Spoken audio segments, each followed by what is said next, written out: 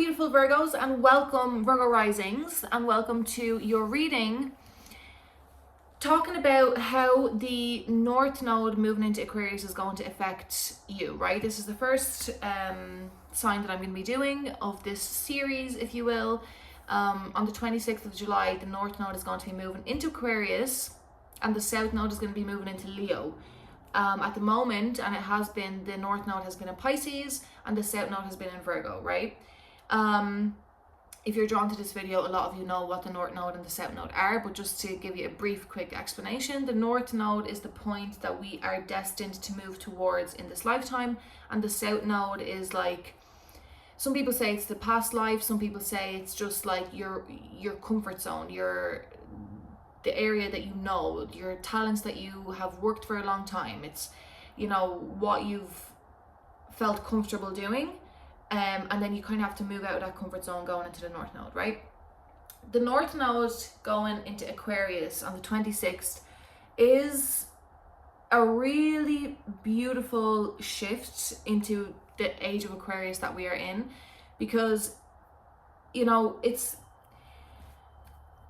with the South Node being in Leo, we're moving out of a time where it's about, you know, one person being the center stage, or like one person being the innovator, or like very egoic, prideful intentions in terms of making money, in terms of, you know, creating something in the world. Like, it's coming out of an energy of wanting to be the center of attention, basically, long story short, right?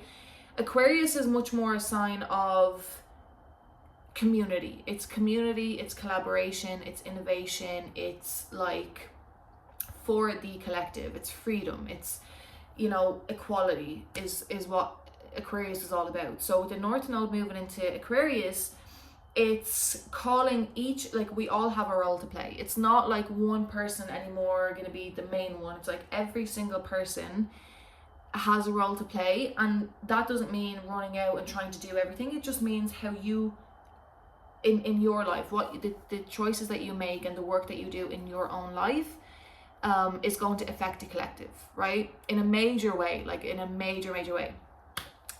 The nodes, this is going to be for an 18-month cycle, about 18 and a half months, that Aquarius and Leo are going to be the North Node, South Node. So for every rising sign, Aquarius is going to be in a different house. And for Virgos, I took some notes here. For Virgos, it's going to be in the 6th house, right? 6th house is all about your daily routines. It's all about your daily habits, structures, work, these type of every daily activities, your health and everything like that, health and wellness. Oh, actually, I wanted to grab something. Okay, yeah, so I feel like every sign is going to be innovating. Every rising sign is going to be innovating in some way, innovating in some area, because that's what Aquarius is all about, right? Virgo 6th house, it's about innovating your daily work and routine. It's about innovating what the 9 to 5 is, like really shaking up the foundation of how daily structures are going to look for people, how daily work is going to look, like work schedules, work routines, really bringing in the new version of that, which I love. I'm a Virgo rising. I don't know whether I mentioned that. And it's we're being called to improve systems, got to do with health, got to do with work. I have been studying personally a new it's not very new, it's new in the Western world, energy healing, like an emotional energy healing, to remove trapped emotions, to fix energetic imbalances, which is a game changer for medicine and for the health industry. So anything along those lines, you know, really just innovating and changing the workspace, how you can be of service to others, what you can offer other people, like really just shaking up the foundation of that in practical ways, as Virgos we do so well, in ways that will really benefit and help people, right?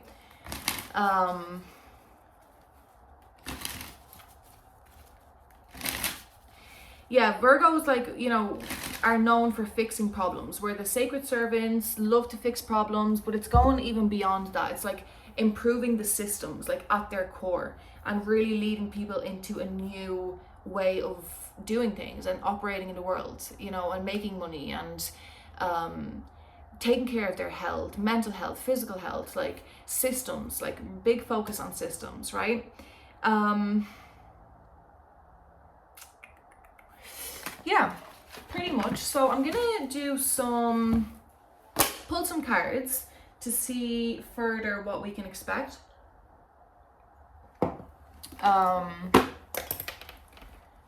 From this transit for the Virgo risings. I feel like there was something I wanted to say and I can't think of it right now. But we'll see. We'll see what the reading has to say.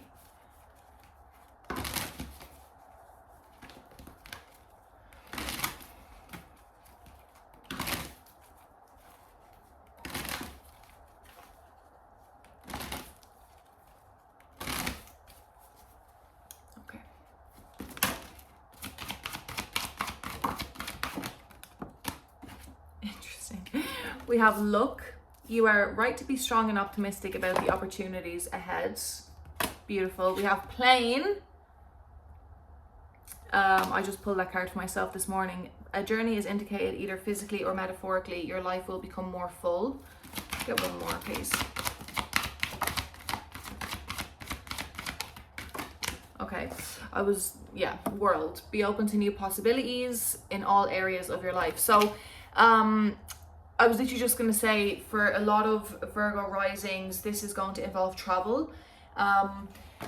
This is going to involve a lot of travel. It's going to, like, these, like, don't take for granted, guys, honestly, like, how far and wide your work or your part that each person is going to do, how far and wide that is actually going to reach around the world. Like, it genuinely, if we could see energy, we, would be amazed at how far things can go and travel, and how much of a ripple effect the things that we do actually have.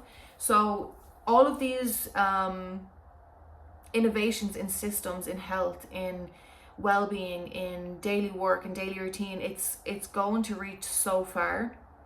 And a lot of travel. I see a lot of travel for Virgo risings for the next 18 months. Really meaningful trips, like meeting people from all over the world that invite you to their country, that invite you to events and to speak and to be a part of something that is a real stretch, but just a completely different environment and place than where you have been.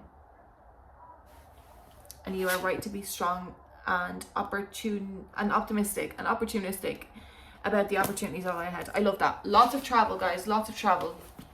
I think I put a card in here now. Yeah. Lots of travel for Virgo risings. Let's see.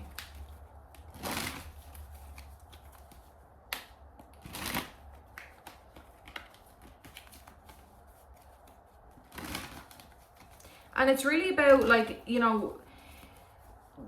even with the world card, right? So travel for a lot of people, that obviously is going to be the case, and I feel that very strongly.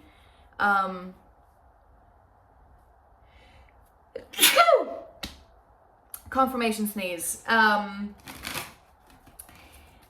But if not like a physical travel, like really it's about also being open to new ways of doing things, like all the possibilities, like being open to meeting people, being open to getting an invitation to go to an event that you wouldn't maybe normally go to, but being open to those invitations. Now obviously let them align with your values and yourself and everything like that, but you just don't know what connections are going to be made from these doors that are going to be opened.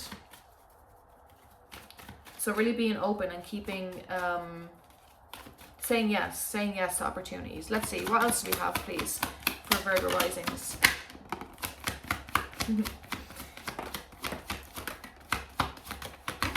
Okay. Let me try go in order. We have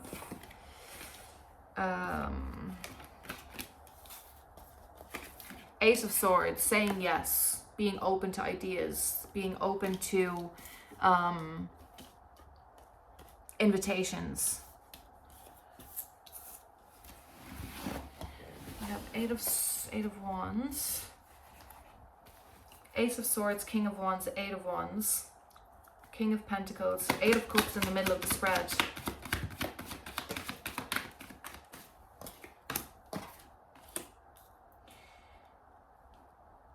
yeah, for a lot of people there is moving physically. Like we have, okay, the Eight of Cups is at the center of the spread, right? Eight of Cups does talk about moving away from something.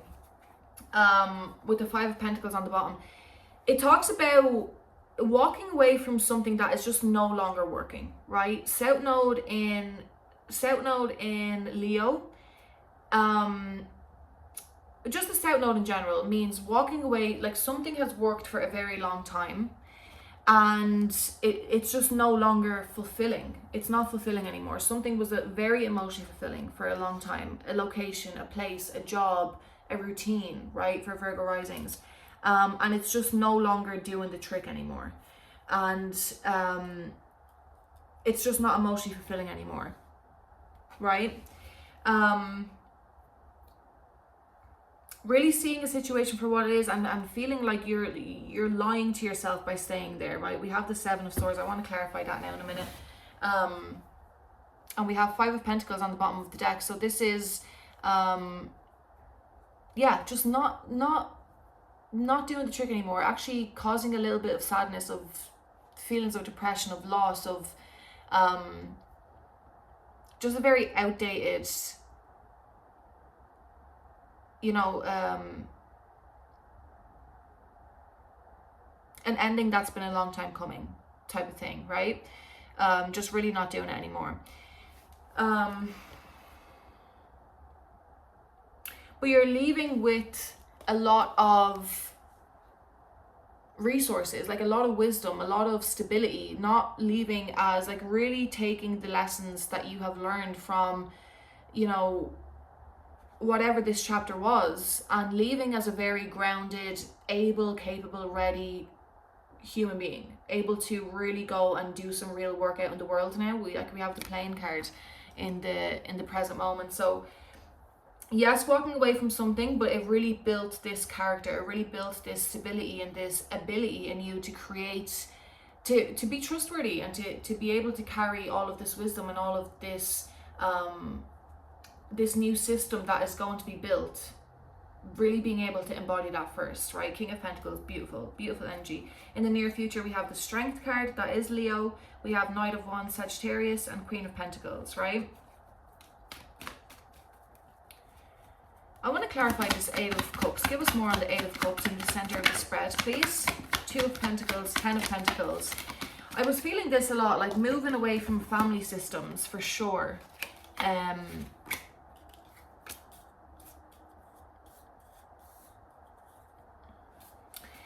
It's family systems, it's moving away from an old way of making money, like for sure, with the Ten of Pentacles, right? Being kind of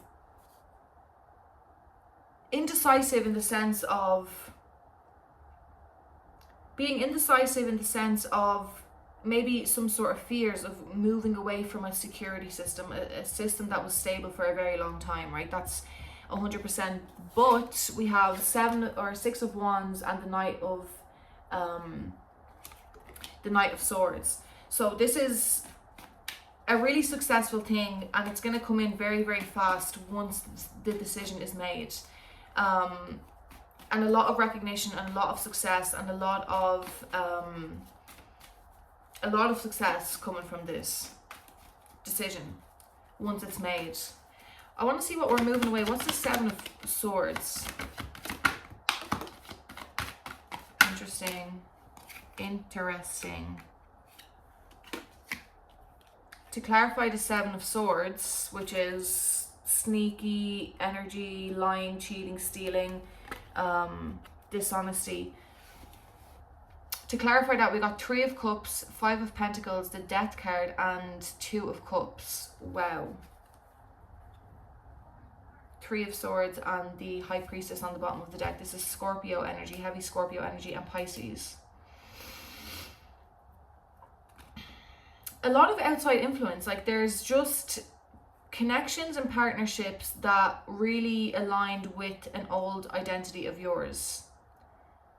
Scorpio Death card is the ending, like it's an ending, it's a death, it's the end of a chapter, but it's like it's really, to me, I just always see this as an identity, right? An old identity that was rooted in, like, it was created a lot of connections from a place of lack, a place of fear, a place of insecurity, like just a not necessarily in alignment with where you're going next. It's just the death of an old identity, and it's, yeah, oh my god, a clearing away, a moving away from that for sure. The Lovers, new choices here coming in. New choices, and we're moving towards, you know, we're having courage. Like, this is the North Node in Aquarius as well. It's about stepping into your courage fiercely and going for what you want with so much dedication and so much enthusiasm and so much and look, we have the Queen and King of Pentacles. Honestly, the more courageous you are, the more the opportunities will find you, the more God is going to provide everything that you need in order to bring in, or to go where you need to go, or to connect with who you need to connect with. Like, everything opens up. I want to just clarify this Strength card here. 10 of Cups. Is that the Empress? The Empress. The Hierophant and the Chariot. Oh, yeah. Beautiful, beautiful, beautiful, beautiful. This is moving forward, where once you connected or you stayed in situations that were not in alignment, and just was not it just was not a foundation that was able to be built from. Like, it just wasn't in more ways than one. Like, and take that how it resonates, whether that's family, whether that's friends, whether that's your job. But this is new systems coming from a place of authority, like true abundance and joy and authority, and moving forward fearlessly. Like, things are moving forward. Things are moving forward.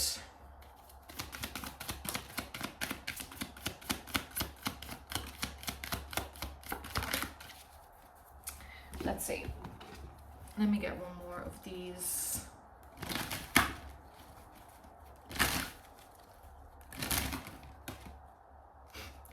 Vacation. Problem resolved. And we get one more. Higher consciousness. Virgos, I think that is all that I have. The advice here, Virgo, is, you know, parenting and children on the bottom of the deck. The advice here is to trust in your own guidance. Like, trust in your wisdom, trust in your life experience, trust in where you have been and where you are going, like, and make a decision from that very stable and secure place. Know that you can trust yourself. Know that you have earned this right to build a future that you have always seen in your heart. You know, had to go through some weeds and through some whatever to get to there, to get to a place of security within yourself, to be able to be so confident and secure in yourself that you can confidently share that now with the world. That's the advice, Virgo. Trust yourself. You got this. You're on the right path, and choose from love. Choose from love and act from there. I love you, Virgo. If you enjoyed this video, please like and subscribe. I'm trying to get to 1,000 subscribers before the end of the year, and I'll see you in my next video.